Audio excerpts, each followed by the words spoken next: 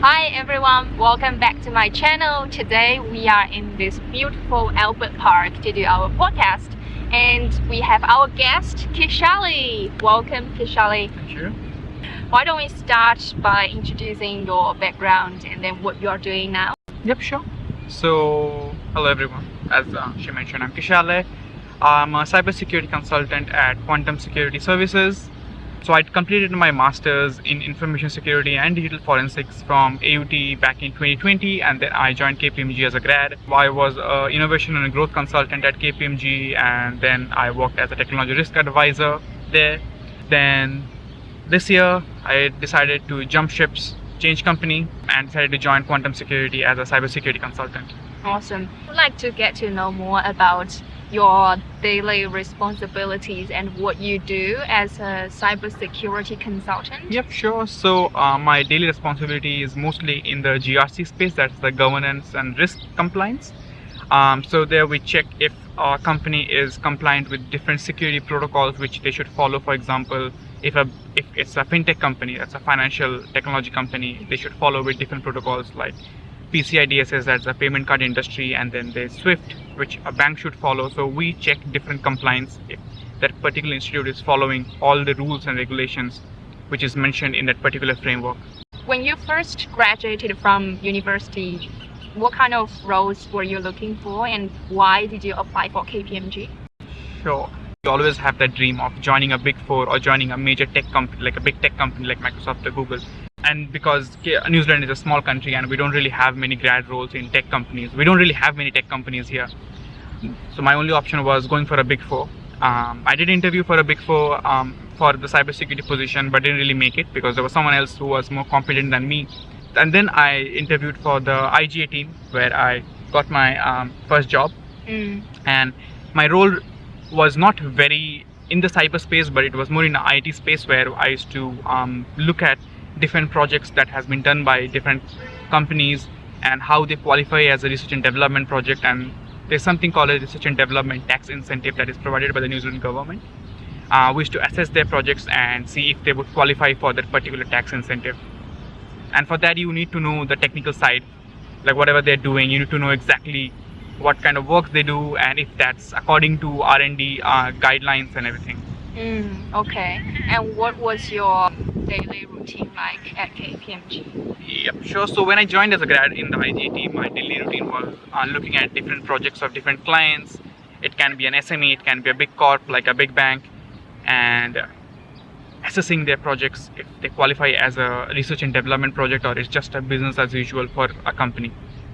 And then interviewing the technical people, writing reports, verifying them if that's according to what they have done, and submitting to the government for an evaluation actually. Then I jumped again to a different team, that's a technology risk team. That was more around dealing with fintech clients like banks or any financial institute, and check if they are complying with different rules and regulations around auditing. That is, also we used to check all the systems which generated any kind of audit reports or any kind of financial reports. Yeah, so that's not much about cybersecurity. No, that was not around cybersecurity much. So I'm really passionate about cybersecurity, be it a GRC, be it red team, be it blue teaming, and that's why I wanted to do something more technical and more in the cyberspace. And that's why I thought, Quantum is a really good company and they do a lot of different stuffs around GRC and penetration testing. So I thought that it'll be a good move for me, it'll be a good move for my future. Right. When you apply for KPMG and now you've changed another company, and when you apply for the new company, is there any tips for grads like you to apply for jobs? Yeah, sure. So one of the big perks of joining a big company is you get to learn lots about different, like you get to develop your interpersonal skills, like your leadership capabilities, your time management, and then how to handle a complex engagement, which you might not be able to do in a small company, like or in a medium-sized company. So I would say for anyone who is a grad at KPMG or in any big company, grow your interpersonal skills, because those platforms really provide you with opportunities to grow those. When you were applying for KPMG after you graduate, how did you get into KPMG? Whenever you are applying for a grad role, they don't really look at your technical skills. They look around different interpersonal skills again, because they will teach you when you are doing your job, you will learn there. Like if you in cyber, if you want to learn about ISO 27001 and you don't know that, but you have a little vague idea, okay, that's a compliance framework, they will give you the opportunity to learn it over the job. Is there any like the top qualities you think that's the reason that they hired you? I think one of the most important thing they look at is your willingness to learn and take up new challenges. If you can demonstrate that during an interview, that you are always ready to accept any challenge or accept any engagement that's thrown at you, I think they really would appreciate that. How did you demonstrate that in an interview? It's a bit difficult to show that type of qualities. Yeah, so it's always good to have scenarios in your mind, like from your volunteering or from your previous work, if you have worked somewhere full-time, or from your part-time job when you were working university. And if you don't have anything, I would say bring up scenarios from your university experiences. Maybe, for example, if you want to demonstrate that you are willing to learn more, and you can demonstrate that there was some project which you had to do, but then you had no clue about how to do it, and then you invested yourself in that, took up your own, took time to learn those things and complete that. That would be one of those examples you can always give when asked about how you demonstrate willingness to learn. Yeah, that's right. Can you please share with us what you enjoy the most and what you don't like the most at KPMG? So what I enjoy the most is the cultural diversity and different opportunities that are given to you, because it's a big corporation. They have multiple engagements, and sometimes there are not enough senior people, so you have to you have to step in there and step up actually and accept those roles. That okay, even though I'm not getting paid as a senior, but then I'm ready to take up all those roles because that'll help you in your future. So it's not always about the money, it's always about the experience. And that's something which I really enjoyed at KP, because it really helped me develop my leadership skills. As a grad, I think I was one of those grads who had led an entire part of the project within their first 6 months, and I was really lucky to get that opportunity. And I don't think you would get that kind of opportunity when you're working for a smaller firm, because there will be someone overseeing the project to make sure that nothing goes wrong. And something which I did not enjoy at KPMG was, because I said I was into technical stuff and I didn't really do many technical projects at KP. That's something which I didn't really enjoy. Okay. So the job you had at KPMG wasn't really technical? No, it was more on compliance based. It was more on pen and paper, like writing reports. I don't mind writing reports, but the testing or the implementation should be done by me before I write a report. I don't want to write a report based on what someone else has done. I would ask the same question for your current job. What would you say? So I love actually everything, because it's a cybersecurity company. So everything we do is cybersecurity related. Again, something which I don't like is a small part of the report writing, because sometimes it gets really tedious. Last week I wrote a 70-page report. Wow, which 70. Was yes, That's it was like an essay. I know. It was for a TAS certification compliance report. It's a very good skill to have, like how to write an amazing report and leave everyone speechless. But at the same time, if you're into technical, like if you want to do very technical work, writing report is not the best thing you would enjoy. Like a lot of developers, they don't like documentation. Yes. But then that's important. Like if you don't have documentation and then something crashes, you don't know what to do. Yeah, that's right. The next question I would like to ask is, how did you plan your career?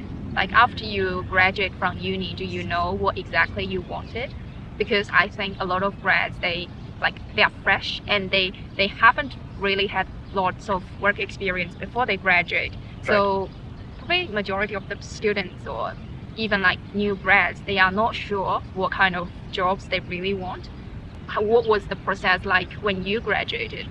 So I think when I graduated, I was pretty confident around what I want to do. But then again, because I had a double major in cybersecurity and digital forensics, I was a bit confused to what exactly I want to do, because there are digital forensic roles and there are cybersecurity roles.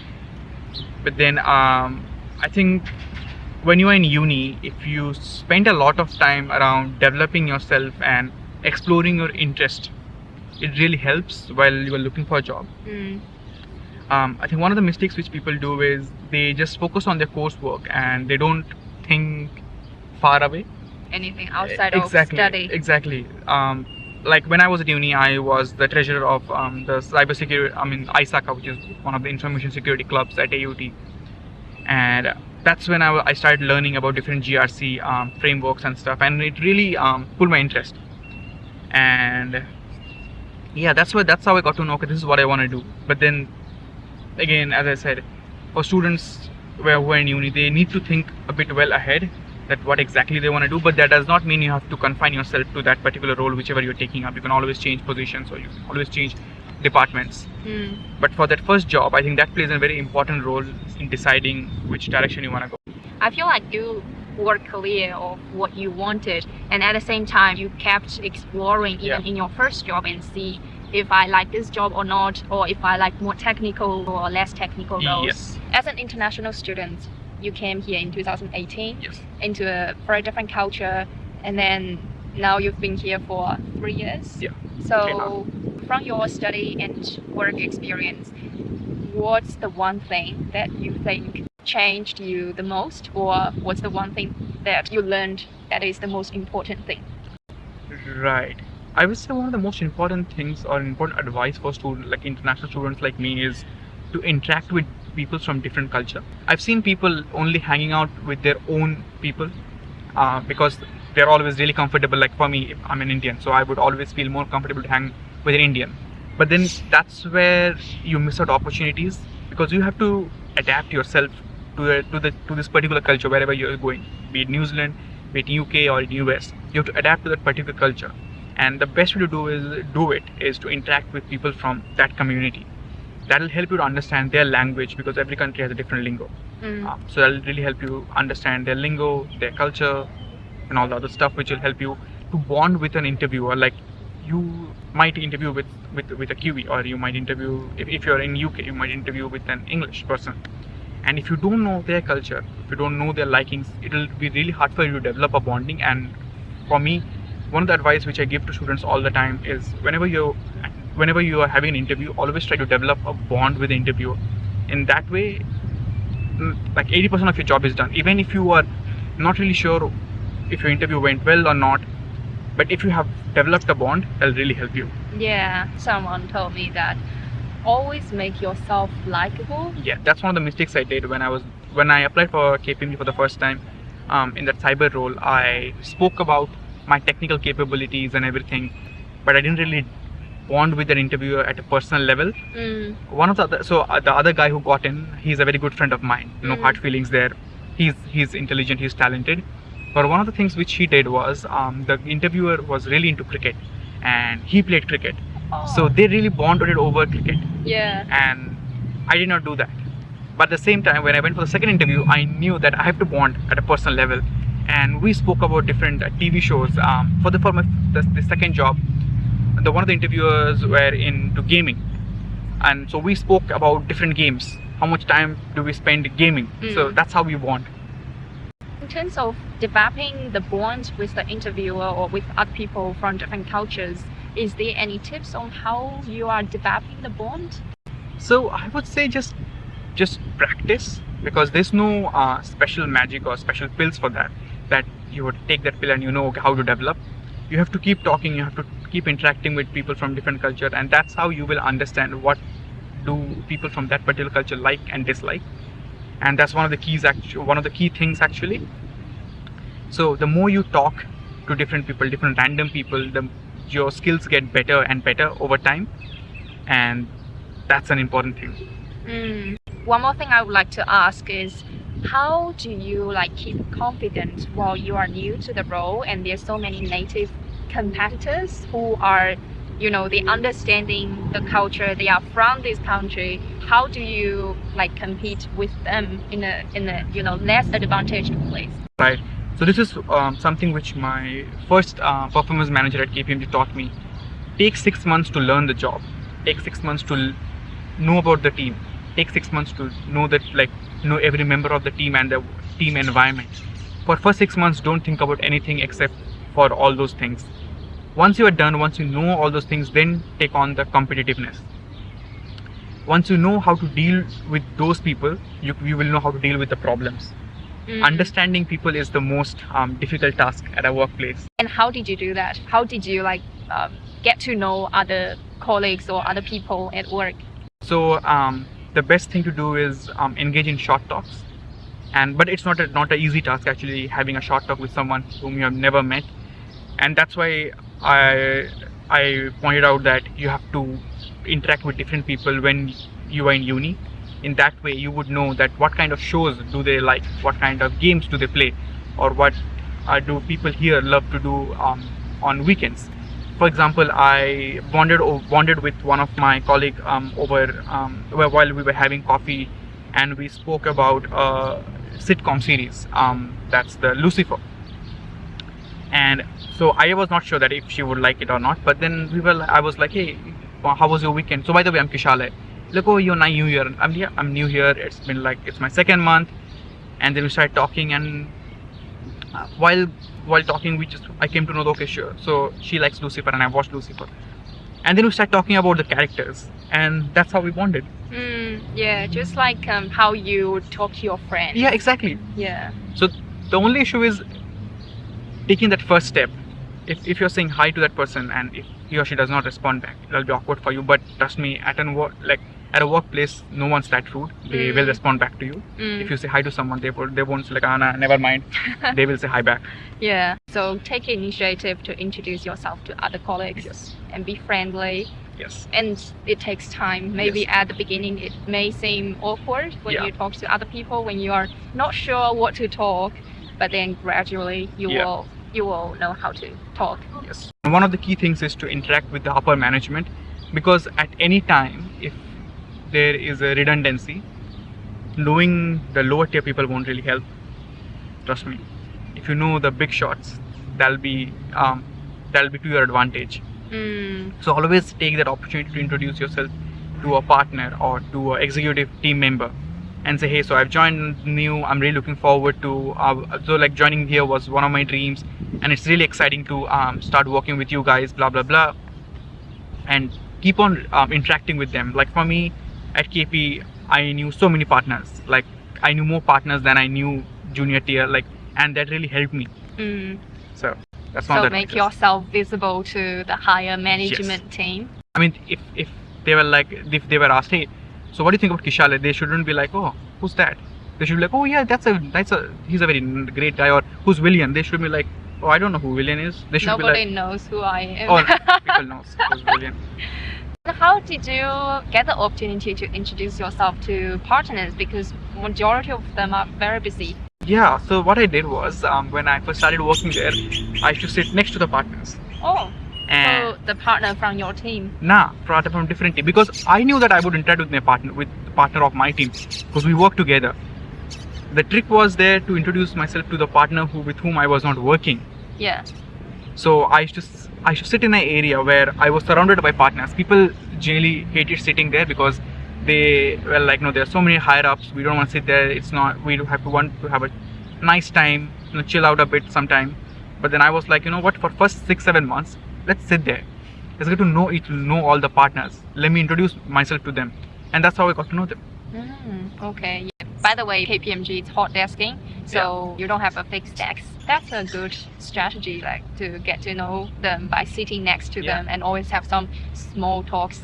Yeah. And how did you do the small talk with colleagues? What kind of topics do you talk?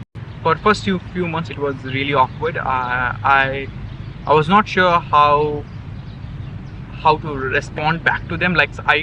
Because every country has their own way of sarcasm. Yeah. And understanding sarcasm is a really big task. Yeah, especially the jokes and those type of things in a different culture is so difficult to get. And sometimes maybe you are making a joke from your own culture and they wouldn't get it. Yeah, and sometimes you would make a joke and that would be offensive and you won't even realize. Yeah. First few months it was more around having a very professional talk. Hey, I'm on this engagement. Or if you need any help with something, let me know. And for short talks, it was more around, hey, what did you do over the weekend, or what are your plans for the weekend, or how's your week going? Is it very busy? If it's all right, like all those sorts, like all the generalized professional stuff. But once you start because once you have those conversations on a daily basis, you would get to know, okay, what kind of things does this person like, and that's when you get into a personal level, and that's the key. So it takes time to Yes. to get to know them. Yeah, you shouldn't be expecting like, okay, so one day you say hi and next day you're like, yo, what's up, bro? So it will take time. Yeah. I've seen people doing that and they have been told off. Oh, So okay. yeah, and also always observe. Yeah. People say learn from your own mistakes. I would say learn from everyone's mistakes. Yeah, that's a very, very good tip actually. When you don't know what to say, maybe just join other people and listen what they are Yeah. talking about and how they are responding to other people. Exactly. Yeah. Awesome. We've learned a lot of tricks from you, Kishalay. I'm glad.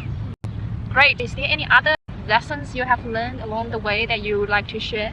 I would say if you're working in a big company, do a lot of volunteering work because that really helps to build up your impact on society. So whenever you're going through a promotion above manager level, especially at KP, like I can only talk about KP, they always look at your involvement in the society or your societal impacts. Like what have you done for society? What have you done outside of work? So even if you're working, always involve yourself in a volunteering community. Even when you were at uni, do some volunteering work. That will really help you build your CV. It'll help you build your leadership capabilities. It'll help your communication skills. And yeah, and you might get rejected when you're applying for the first time. You might get rejected. If you're lucky, you might get in, but just don't give up. Like when I gave my first interview with one of the companies, I won't say the name. It was a disaster. I was literally like shaking, and the guy who was taking my interview, he felt that and he was like, yo, don't worry, we are the good guys, you don't have to be afraid of us. I'm like, You are too nervous. And yeah, scared. I was that was my first interview. And then so I started learning from different interviews. So my every rejection email was like a lesson for me. That's how you learn. So if you're getting rejected, don't be heartbroken. You will get in somewhere. It just takes time. It's just a matter of time. Yeah, take every interview as a practice. Yes. And you will get there. And one of the advices I would have for students is don't wait for your graduation. Some mistakes which students commit is they always think, okay, I'm going to ace my bachelor's, ace my master's degree, and start looking for jobs. But then you have to realize you have to also practice your interviewing skills. So I would always say start applying for jobs in your final year. Start interviewing. You will definitely get some interviews. Screw them up, not a problem at all, because you have not graduated yet. You have lots of time left.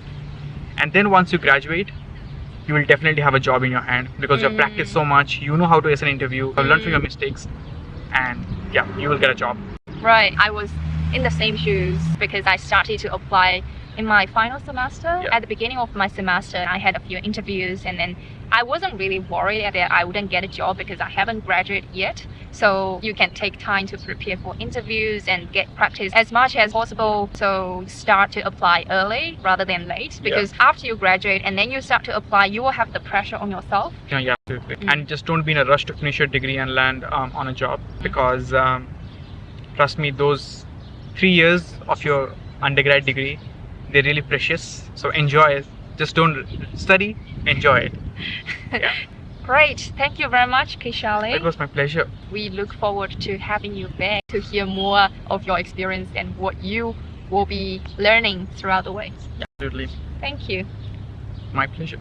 Bye. Bye.